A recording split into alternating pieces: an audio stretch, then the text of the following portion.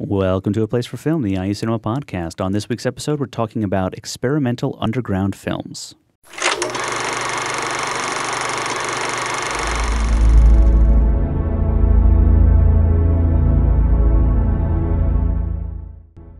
All right, hello everyone. Welcome to the show. My name is Andy Hunsucker. And I'm Jason Thompson. And on this week's episode, we're talking about the Underground Film Series with Mark Benedetti.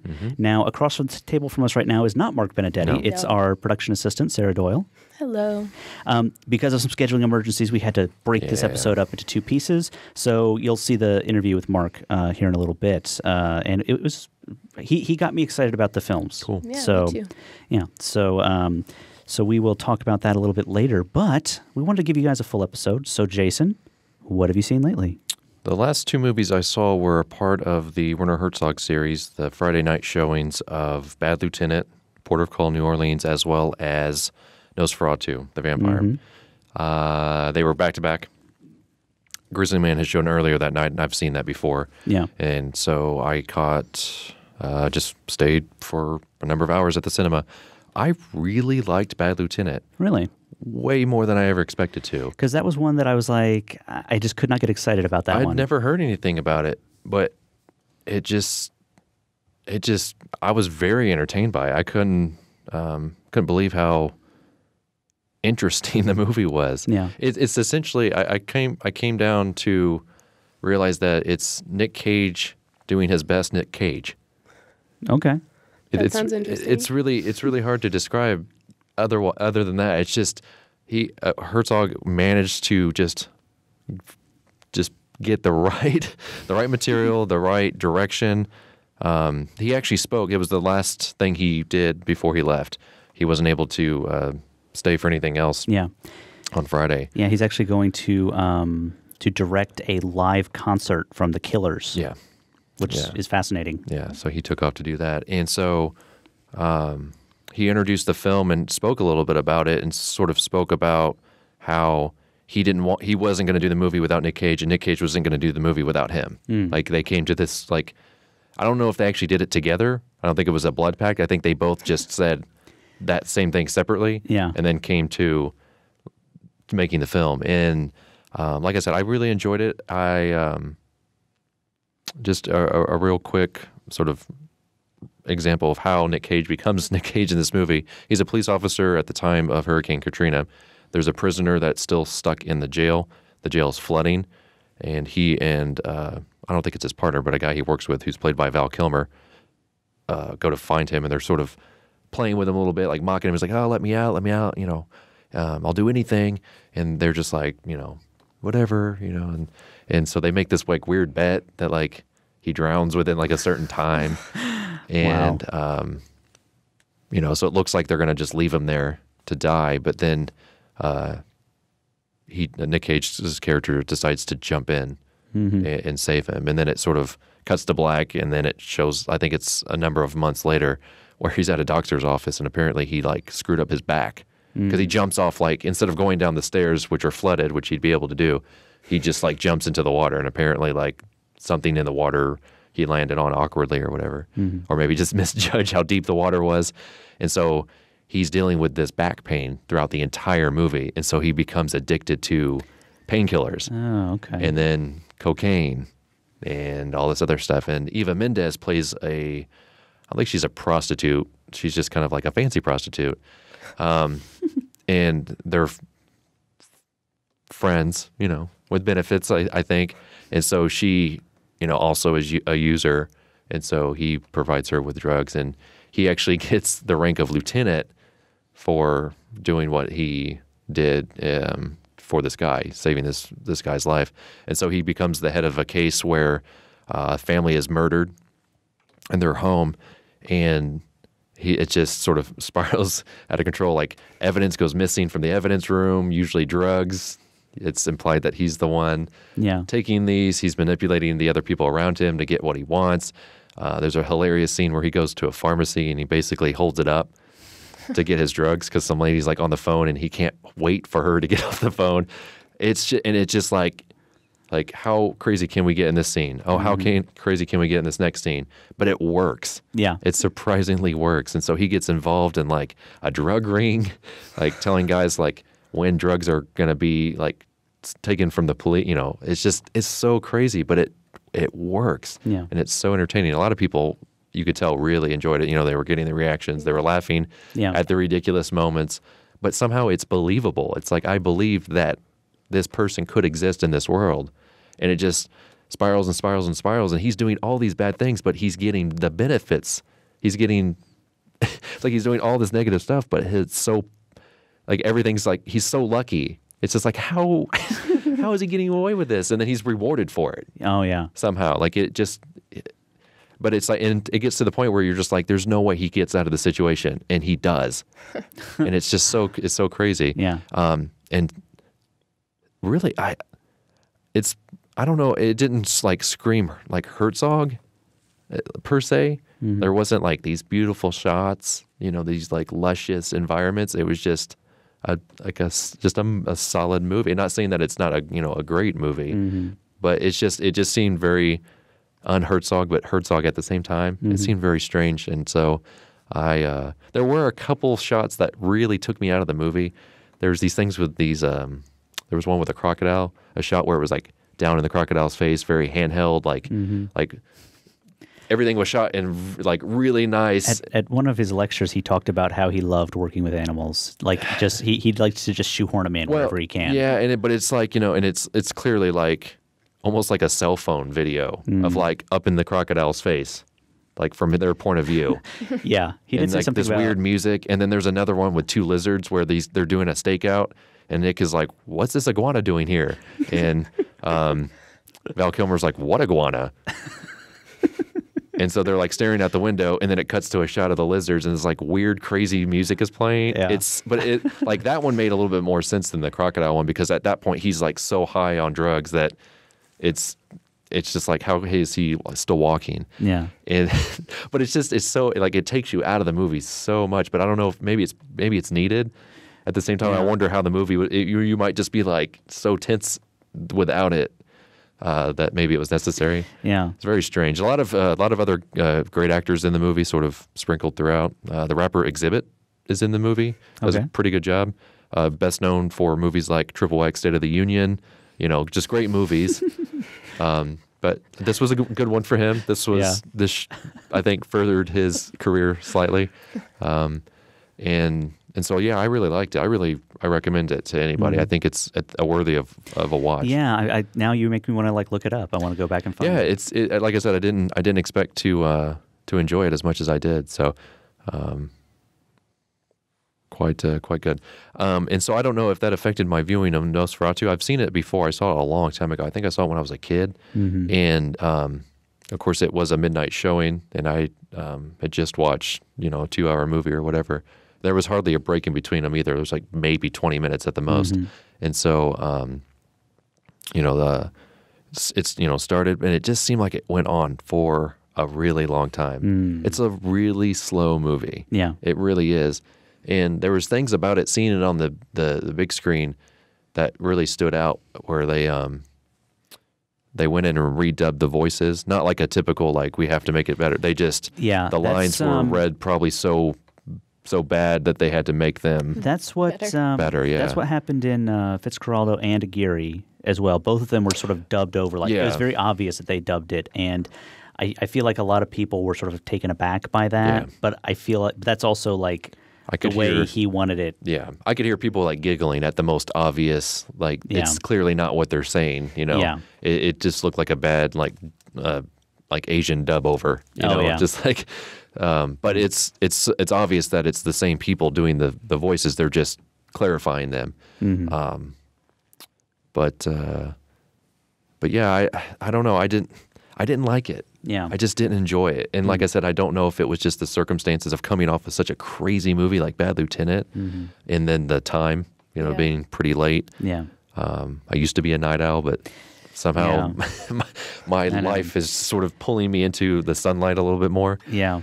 Well, I really wanted to go to it, and I didn't, and I feel bad that I didn't go to it, because that was one of the ones I marked out that like that's one I got to see, and I lazied out, I gotta I can't. I don't have excuse. It wasn't like I could have gone and I just decided not to. In hindsight, I could have skipped it because I've seen it before, and so I'm very familiar with the material. But obviously, coming at it as an adult, I kind of got a little bit more out of it. Just sort of the visual beauty. The music was a little weird. It kind of screamed, I don't know, just like TV special almost. Just kind of. Well, at least the beginning of the movie did, and then once sort of you get into it a little bit further, the lack of music is very apparent. Like there's not a lot of music used in the movie, and I know that was done on purpose. And I don't know. I think it's worthy of watching. I just don't know if I could recommend it to a lot of people. Yeah, I think it has some interesting things to say about the original movie and about the original material that it's based on, because I feel like. Herzog in this case was trying to be a little bit more reliant on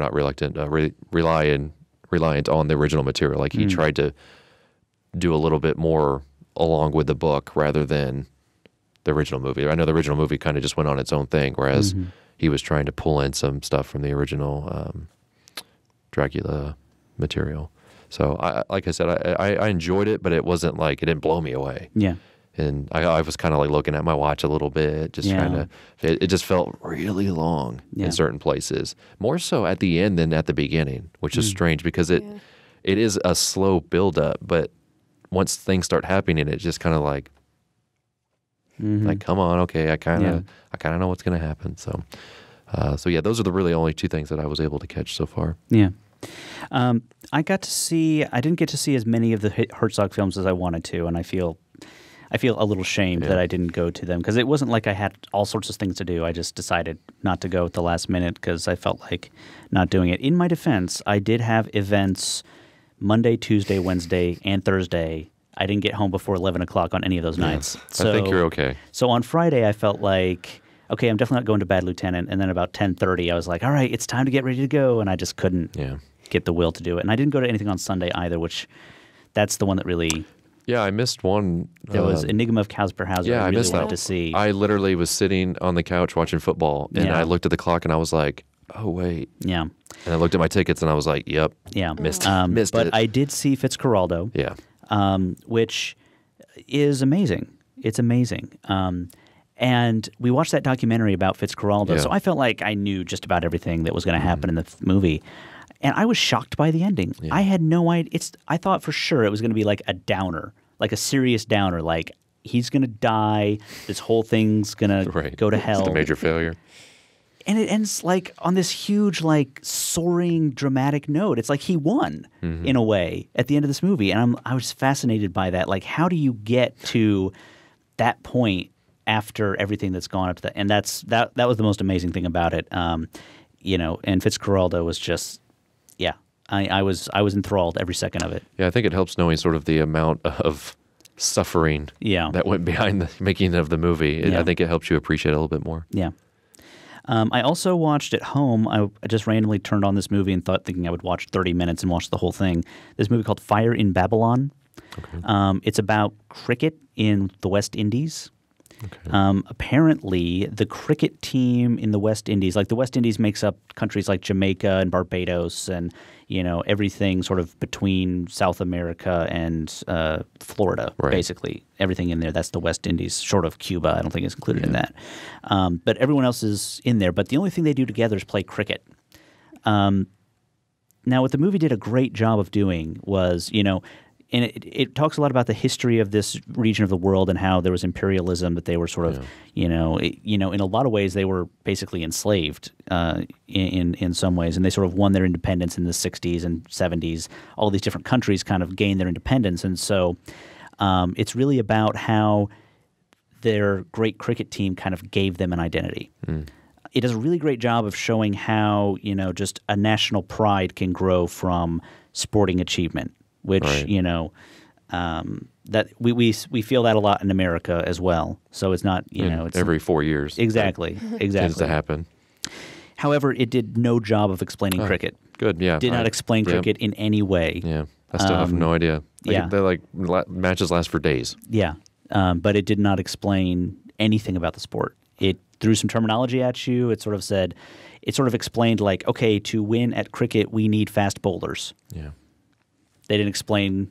They sort of showed like, if you throw the ball really hard, then it's hard for the batter to do something. I don't know what the batter's trying to do still.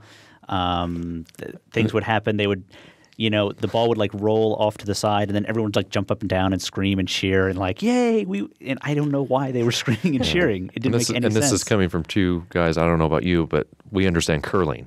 Yes, I totally understand curling. We get curling, but yet it's a little bit different. Yeah. So yeah, curling I totally get. Cricket is a complete mystery. And the other thing I saw was on Saturday, Treasure of the Sierra Madre. Okay, yeah. Which I caught that one as well. Yeah, I saw you there actually, and I was going to like yell and wave, but I didn't. But I saw this movie about 5 or 6 years ago, and I totally forgot how dark this movie is. I totally forgot. Bogart plays this so manic and crazy, and he started out playing like a villain type characters. That was sort of how he got into things. Every movie I saw, almost every movie he was in before Casablanca, he was the villain. Yeah. So he was, I've seen like 3 or 4 of his before that, and they're all, Petrified Forest. He was a villain. I saw that one of those random noir movies that You Let Me Borrow. He's in, and he's the villain in that. But in this one, he kind of toes the line. But it's like it starts out from the very first shot. That he's not your standard Bogart character. He's a panhandler. He's questionable right from the beginning. Yeah, like he walks up to a guy in a suit and is like, this is what he does for a living. He walks up to people and says, hey, he walks up to somebody who he thinks is American and says, hey, would you spot a fellow American a meal? That's his whole job in the first 20 minutes of the movie. And so it's not really that surprising when he kind of loses it later on in the film. But there's so much foreshadowing in the movie. It's like Walter Houston says something like, just like casual advice, water can be more precious than gold. And then it gets to the end of the movie, and Humphrey Bogart's character is, everyone's been separated, and it's a whole thing. But yeah, I mean, and the very, very end of the movie, like the result of all this is just, and I totally forgotten the ending as well. I totally forgotten the ending, how it sort of ends up. I mean, I remembered bits and pieces of it, but seeing it all again, and I believe it was a digital print. I think it was a digital print. I didn't. It looked amazing. Yeah, it looked great. Yeah, but yeah, I mean, there's so many shots of Bogart just looking crazy. I mean, he really could have made a career as this kind of character, especially when he takes off that hat and you see his hair. Yeah. Yeah, and it's like it just builds and builds and builds. It starts off and he's like, he even has these lines where he's like, I wouldn't be one of those people who stays at I'd go for what I came for and then leave. And then not half an hour later, he's like, what are you guys doing wanting to leave? We've only made 5,000. We can make 25 or 30 easy. And it's like he's the one who suggests they all split it up, split up their gold right up front. And it's like he's the one who's scared. Oh, I mean, it just gets deeper and deeper and deeper, and I mean it's and the other characters aren't blameless necessarily. They're when the stranger comes along and says, oh, I'm either gonna start digging for gold myself, or here's your 3 options. You can either kill me or bring me in or let me go. The other 2 characters are perfectly happy to kill the guy. They're not down on the idea. It did not take them long either. They had like the shortest discussion and just decided. Yeah, exactly. So, but an amazing movie, and it was played sort of in honor of Herzog, but obviously you didn't get to see it. The last thing he said before he left was like, "This is showing on Saturday. Pack the house. Yeah, you'll regret it if you don't." Yeah, so. It was a very good crowd. Yeah. Very good crowd. Not totally packed. But we should also just talk about. I went to one of his lectures. I didn't get to go to the first one. The second one I did get to go to, which was about music and film. That one was pretty impressive as well. He played a lot of clips, some from his own work, some from other people's work. But this one film I had never heard of, and I can't remember what it was called. I don't think it was Land of Silence. Maybe it was Land of Silence and Darkness. I think that one played. I don't think it was that one though. But it was basically about in Kuwait, when Kuwait was invaded in the early 90s and the Iraqi army retreated, they spilled all the oil wells and set them all on fire. all this, I don't know if this was the whole movie, but this was a big part of the movie. He just took a helicopter over these oil fields, and like the whole, like it would start off and you would see like this, you know, it looked like water. Yeah. It looked like a lake. And he would get on a mic and say, this is not, I won't do my Herzog impression. That's disrespectful. Yeah. I want to though. He said, you know, this isn't water. This is all oil. And you would just, there'd be cuts of like roads, like sand roads, and then everything else was just black. Mm-hmm. Everything was black, and just the smoke billowing was just insane. But that film in particular was kind of hypnotic and trance-like itself. But you know, a really good thing. And I did get to go to a couple of receptions, and John invited me to a lunch. I didn't really get to talk to him that much, but I think that's okay.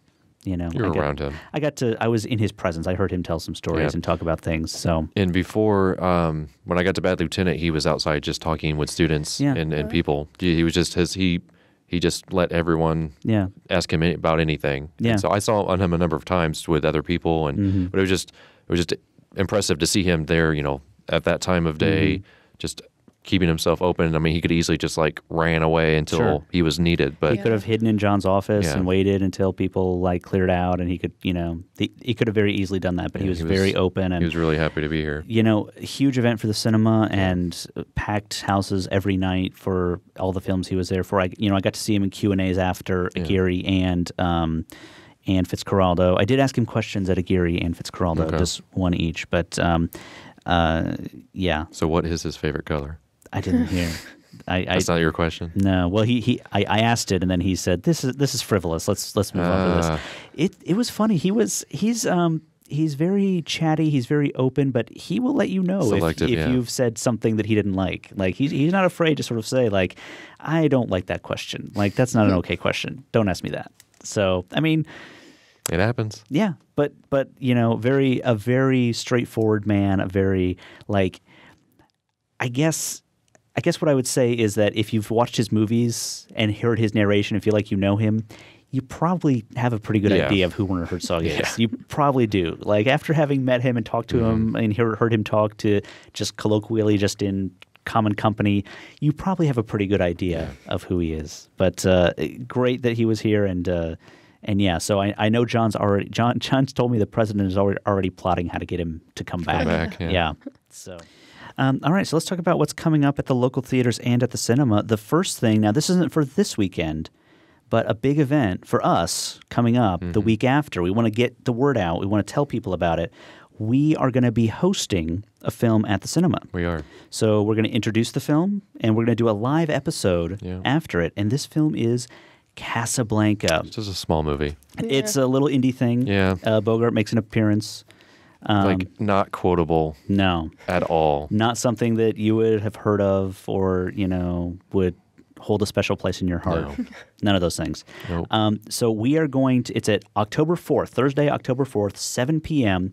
We're going to introduce the film, and after the film, we're going to do a live episode with Will Scheibel, our old pal who is a CMCL grad student. He teaches noir stuff. Yeah. He also has taught Casablanca several times, so he's probably, short of Jim Naramore, one of the closest things we have to a Casablanca expert around campus, at least that we have access to. That's right. So that's going to be a lot of fun. We want to have a lot of people there, as if you needed another reason to come to Casablanca. Like, I figure most people, if you're on the fence about Casablanca, I could understand if, like, you know, your kids' play was the same night or something, but if you don't have anything to do on Thursday, October 4th, and you're like, Casablanca's probably not worth going to on the big screen, like, come on. Yeah. Come on.